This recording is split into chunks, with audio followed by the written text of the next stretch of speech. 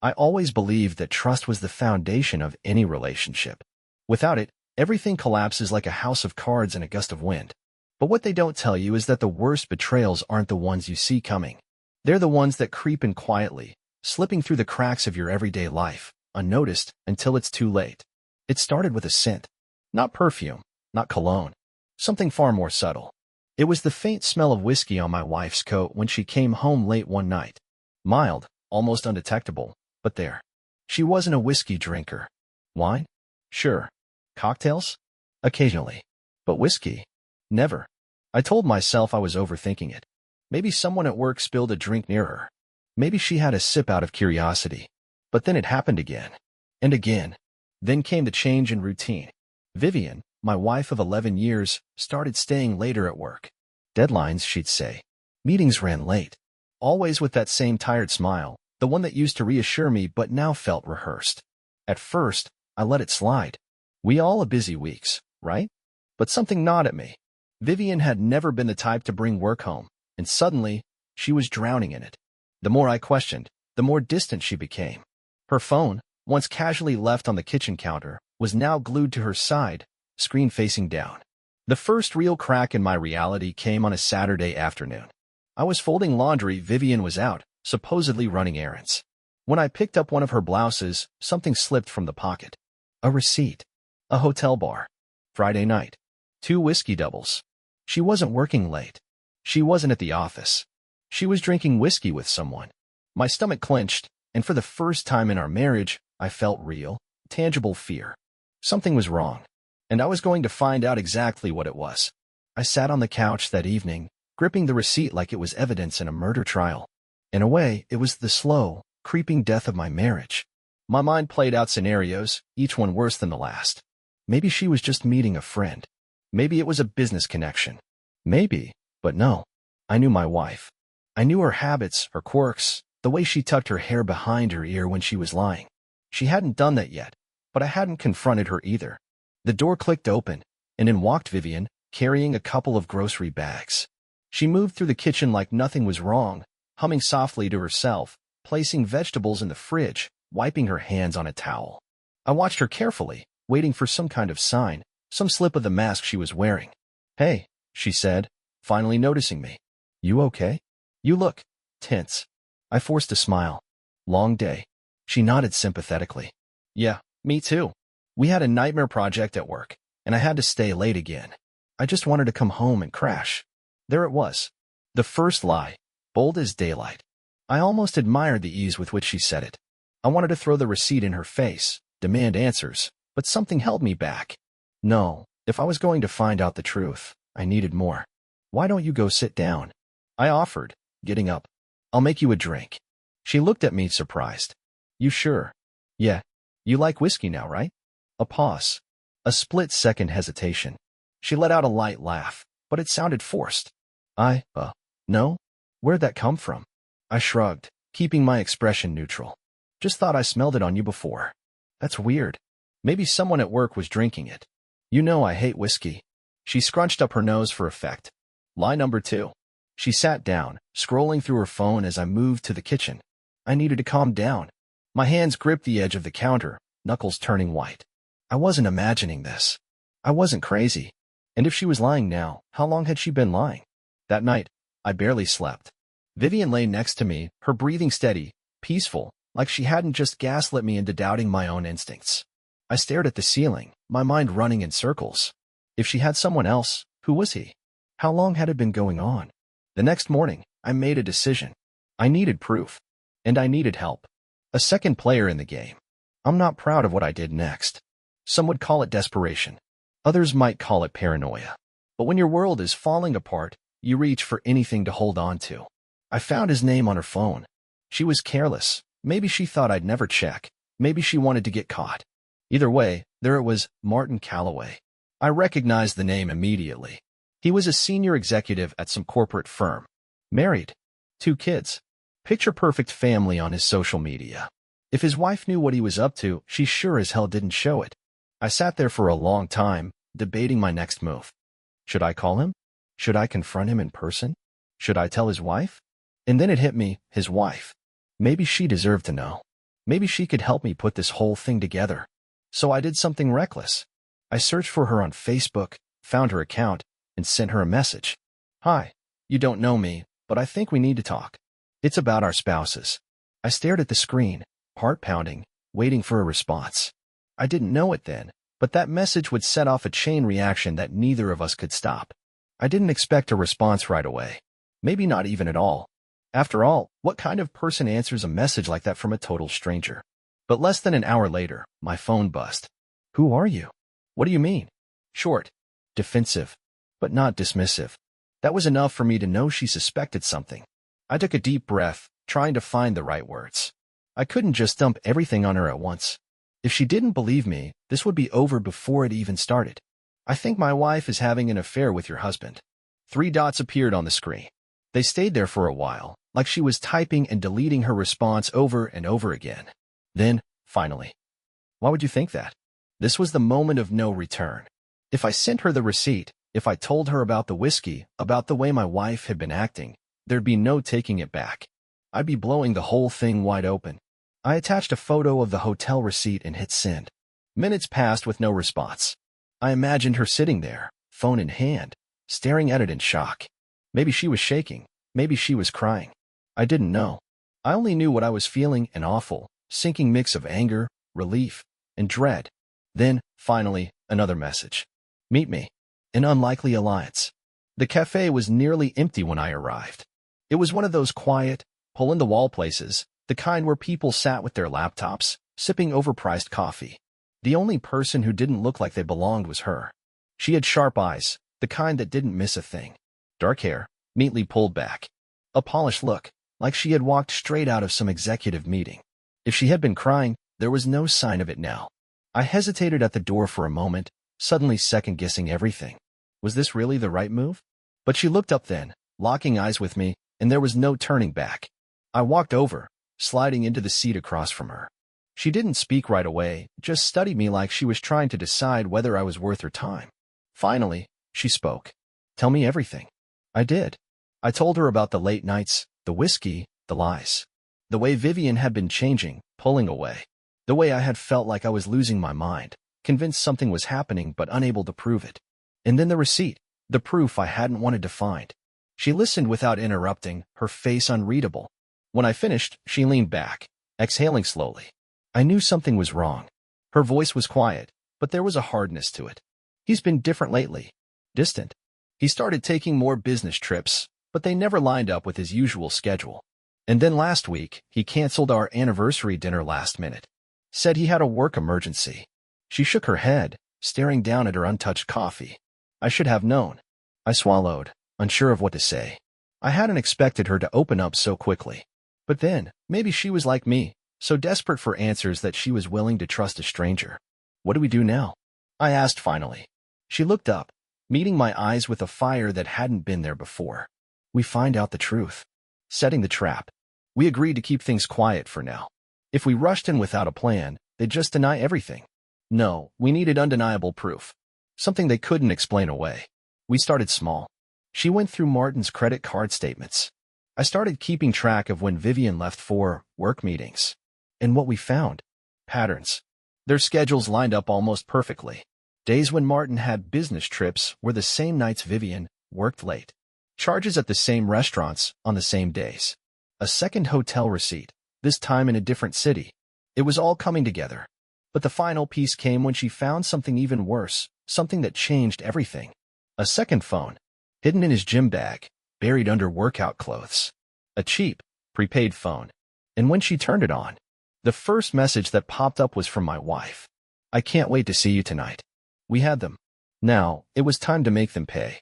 Betrayal is a funny thing. It doesn't hit you all at once, it seeps into you, like ink spilling into water. At first, it's just a stain, a tiny smudge on an otherwise clear surface. But then it spreads, curling through every inch of your life, tainting everything you thought you knew. That was where I was now. No more guessing. No more paranoia. The messages on Martin's second phone had told us everything we needed to know. I can't wait to see you tonight. The words stared back at us, simple and direct. No ambiguity, no way to twist them into something innocent. And that wasn't even the worst part. Scrolling through, we found more, dozens of messages. Explicit, detailed, sickening. Some of them were about the time they had spent together. Others were about me. I hate how he always asks questions. Just keep playing along a little longer. We need to be more careful. He's suspicious. She knew. She had known for weeks that I was watching her, and she had been mocking me behind my back. The realization made my stomach turn. My hands clenched into fists, my jaw tightening. I had spent nights doubting myself, wondering if I was the problem. But she had already decided I was nothing but an obstacle to her. I looked up at Meredith, Martin's wife, who was sitting across from me, her expression unreadable. She had barely spoken since she unlocked the phone. Her hands were folded together, knuckles pale from how tightly she was squeezing them. Then, without a word, she locked the screen, set the phone down between us, and exhaled. We're not letting them get away with this. Her voice was calm. Too calm. I recognized that tone. I had felt it in myself earlier. It was the sound of someone who had passed through anger and landed on something much colder. I nodded. But we can't just confront them. They'll lie. She met my gaze, her expression sharpening. We don't confront them. We set a trap. And just like that, we became co-conspirators. The setup. The plan had to be careful. Calculated. If we played it wrong, they'd spin it against us, twist the truth until we were the ones who looked crazy. So we mapped it out. Step by step. First, we needed to confirm where they were meeting. We already had the messages, but a screenshot wouldn't be enough. We needed to see them together. Catch them in the act. Meredith knew Martin's routine better than anyone, and I knew Vivian's tells. She had little habits, small giveaways she probably wasn't even aware of. A glance at her phone before leaving. The way she checked her reflection twice when she was going somewhere she actually cared about. Meredith suggested we track their locations, but we had to be subtle. Martin had left his second phone in the kitchen earlier when he stepped out to take a call. While he was distracted, she installed a tracking app. It took less than a minute. Now, we waited. It didn't take long. The next night, the app pinged his location downtown. A restaurant. Not far from a hotel. I checked my own location tracker on Vivian's car. Same spot. They weren't even trying to hide it anymore. Tonight's the night, I told Meredith. She nodded, slipping on her coat. Let's end this. The confrontation. The restaurant was dimly lit, upscale but not too flashy. A place for professionals to meet, to impress clients. Or, apparently, to cheat on their spouses. Meredith and I arrived separately, blending into the crowd. I took a seat at the bar, keeping my head down, my baseball cap shielding my face. She positioned herself near the entrance, her phone ready. And then we saw them. Martin and Vivian sat in a secluded booth, angled just enough that they thought they were hidden from view. She was laughing, leaning in close, her fingers brushing his wrist. He had his hand on her thigh, whispering something that made her bite her lip. I gripped my glass so hard I thought it might shatter. It was surreal, watching them like this. Watching the woman I had spent years building a life with act as if I didn't exist. As if the vows we took meant nothing. But I didn't react. Not yet. Instead, I nodded to Meredith. She stood, straightened her coat, and walked toward them. Hi, honey, she said, her voice sickly sweet. Martin's head snapped up so fast I thought he might get whiplash. Vivian turned, her face draining of color as she saw me rising from my seat at the bar. The trap had been sprung, and there was nowhere left to run. The moment our eyes met, Vivian froze.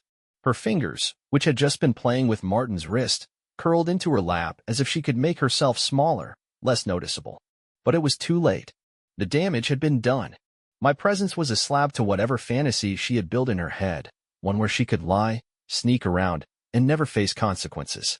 Martin, on the other hand, reacted differently. He stiffened, his face going through a rapid sequence of emotions: confusion, shock, calculation. The man was trying to find a way out before he even knew the full extent of the situation. Meredith, however, had no patience for theatrics. She placed both hands on the table, leaning in close, her lips curling in something that resembled a smile but carried none of the warmth. You two look cozy, she said, her voice smooth, laced with venom. Celebrating something? Vivian opened her mouth, but nothing came out. Her eyes darted between me and Martin like a trapped animal looking for an escape. I stayed quiet, letting them squirm, letting the weight of reality settle in. I wanted to see what she'd say, what excuse she'd try to spin.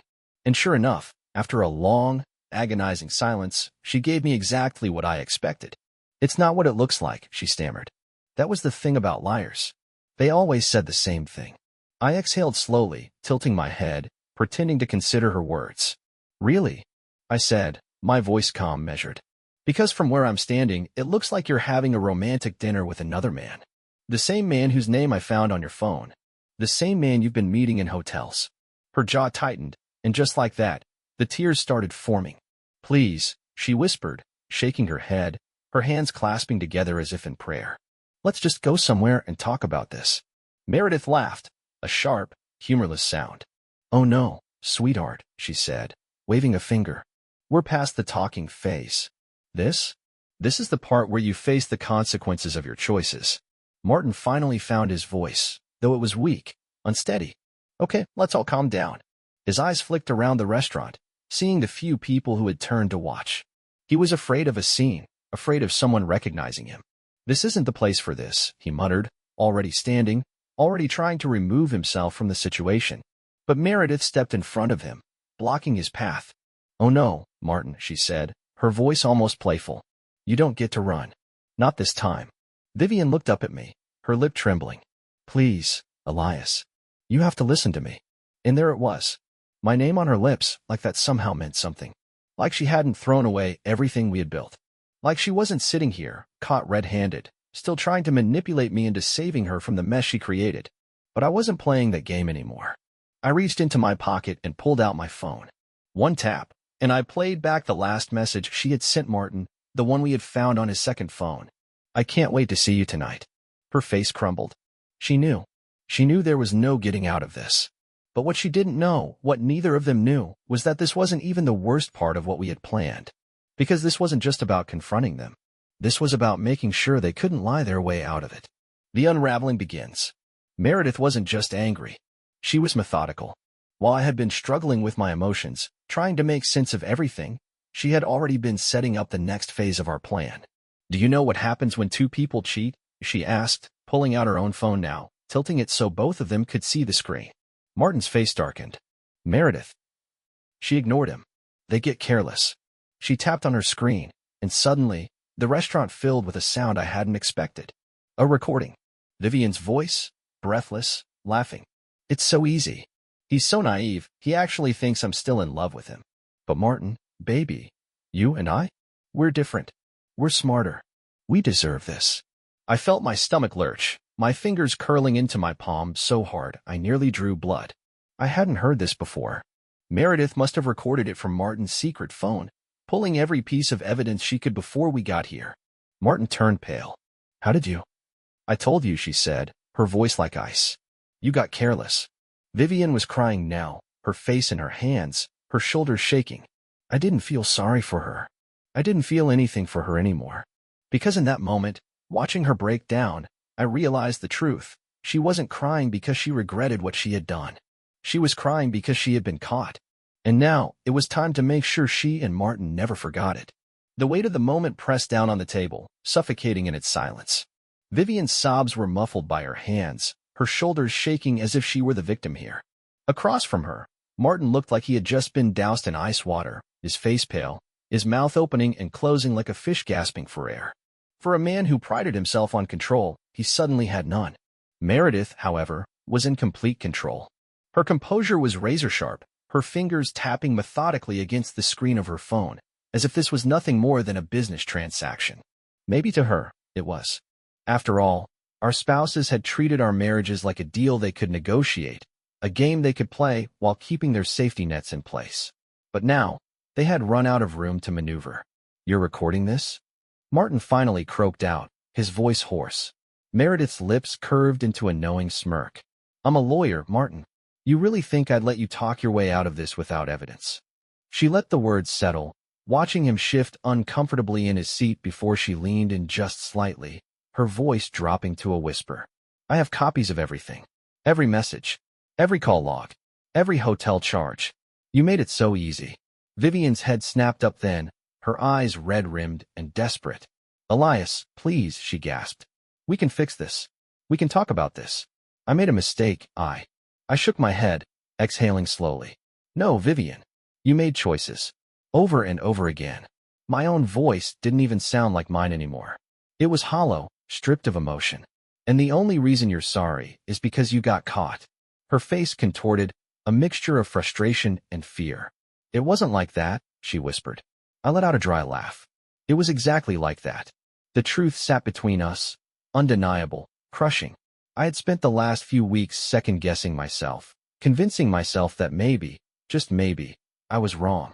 But I wasn't. The evidence was in front of me, in her trembling hands, in Martin's tightened jaw, in the way neither of them had any real excuse. And now, it was time for consequences. Breaking the illusion. Meredith was the one to make the first move. She pulled out a small envelope and slid it across the table toward Martin.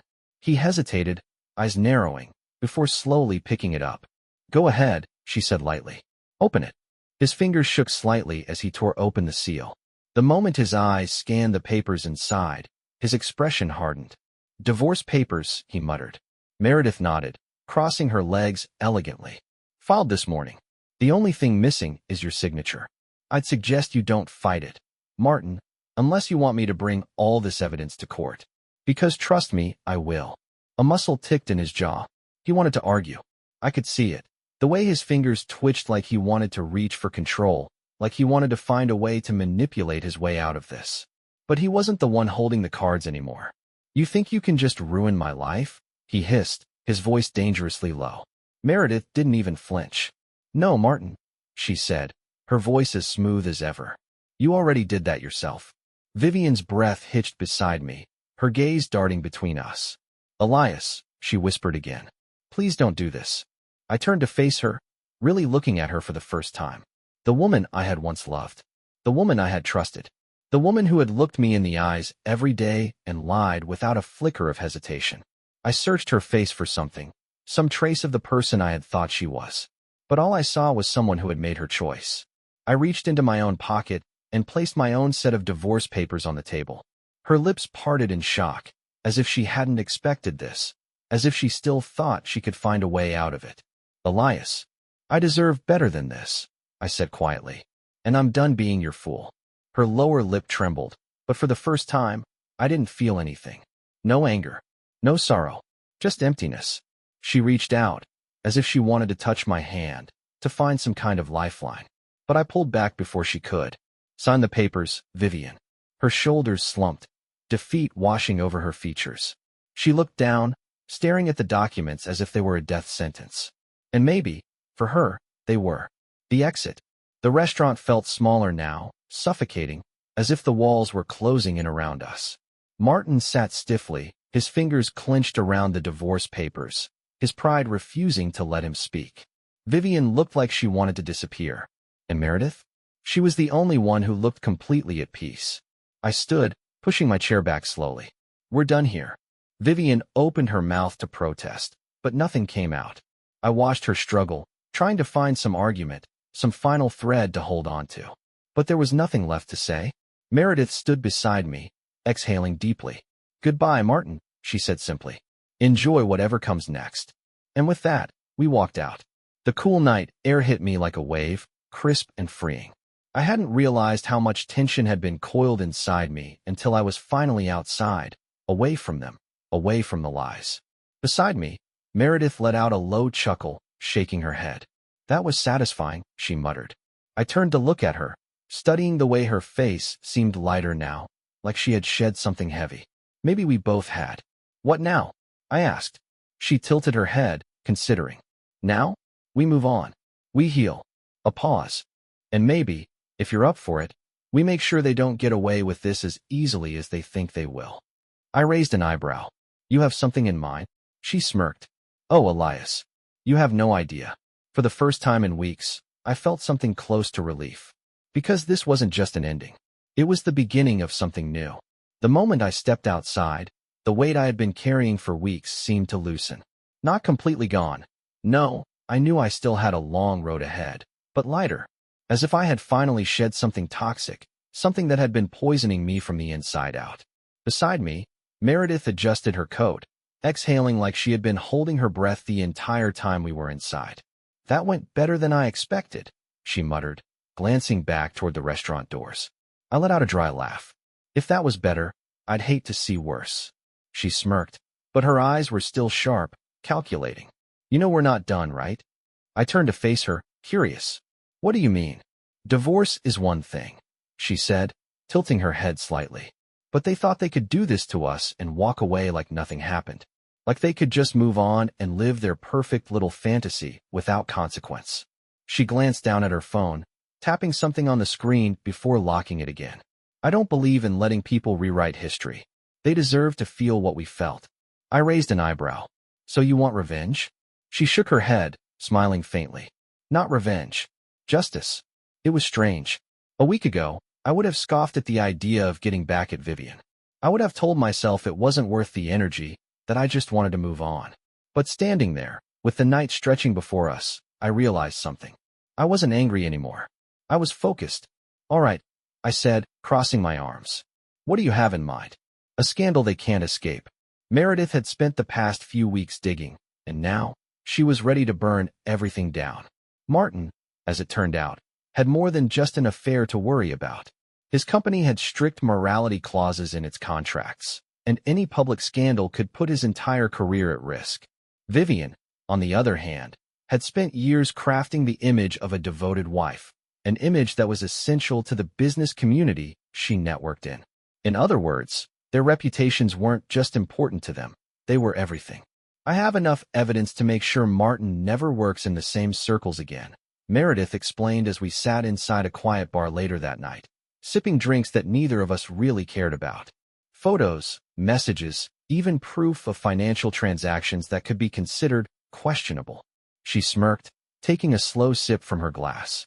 People in his industry don't take kindly to executives who use company time for personal affairs, especially ones that involve company money. I exhaled, rubbing my jaw. And Vivian? Your wife, she said with a knowing look, has built her social standing on a lie. The right people just need to be made aware of that. I leaned back, running my fingers along the rim of my glass.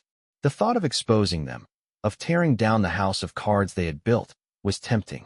But part of me hesitated. They'll fight back, I muttered. Try to flip the narrative. Meredith grinned, tapping her phone. That's why we control it before they can. The fallout begins. The first domino fell the very next morning. Martin's company received an anonymous tip about his business expenses at various hotels and high-end restaurants. Not long after, a few industry gossip pages picked up on rumors of an extramarital affair involving a senior executive. By midday, he was receiving calls from higher-ups demanding an explanation. Vivian wasn't far behind. A mutual acquaintance, one Meredith had strategically reached out to, shared a very carefully worded post about the shocking betrayal within our social circles. The details were vague, but it didn't take long before people started connecting the dots. By the end of the week, their carefully constructed world was cracking. Martin was placed on indefinite leave pending an internal review. Vivian was suddenly getting cold shoulders at social gatherings she once dominated. And the best part? Neither of them could prove that we had orchestrated any of it. I sat back and watched it all unfold, feeling something I hadn't felt in a long time. Satisfaction. Moving on, finally. A few days later, I met Meredith for coffee. She looked different. Lighter, like she had finally shaken off something heavy. How's Martin? I asked, smirking over my cup. She chuckled. Miserable. Which means I'm doing fantastic. I nodded. Vivian's not handling it well either. She called me twice last night. Didn't pick up. Meredith leaned forward, her expression turning serious. Are you okay? I thought about it. About everything that had happened. The pain, the betrayal, the nights I spent staring at the ceiling wondering how I had missed the signs. But then I looked at where I was now, free, unburdened, no longer living under the shadow of someone else's lies. I think, I said slowly, I finally am. She smiled, raising her cup in a mock toast. To new beginnings. I clinked my cup against hers. To new beginnings. In the weeks that followed, I came to realize something I hadn't expected. Revenge, true revenge, wasn't about tearing someone else down. It wasn't about proving a point or making them suffer. It was about freedom, about letting go, about moving forward while they stayed stuck in the mess they created. And I was moving forward. Vivian tried calling me a few more times, but I never answered. There was nothing left to say. Our divorce went through without much of a fight. Probably because she knew she had no leverage left. I signed the papers, walked out of that chapter of my life, and never looked back. Martin, on the other hand, was still trying to claw his way out of the damage. His career had taken a serious hit, and word had spread fast. His reputation was in tatters, and the last I heard, he had been quietly pushed out of his position. Meredith didn't even have to take him to court. He knew better than to fight her when she had the upper hand. She and I stayed in touch, though not out of bitterness or some shared vendetta. We had both survived the same storm, and that created a kind of understanding between us. She was doing well, better than well. She had picked up hobbies she never had time for during her marriage, had started traveling more, and even joked about writing a book on how to handle cheating spouses. And me? For the first time in years, I felt at peace. One morning, I woke up and realized something strange. I wasn't thinking about Vivian anymore. She wasn't the first thing on my mind, or the weight in my chest, or the question I kept trying to answer.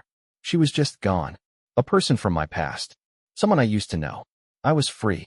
One evening, I met up with Meredith for dinner.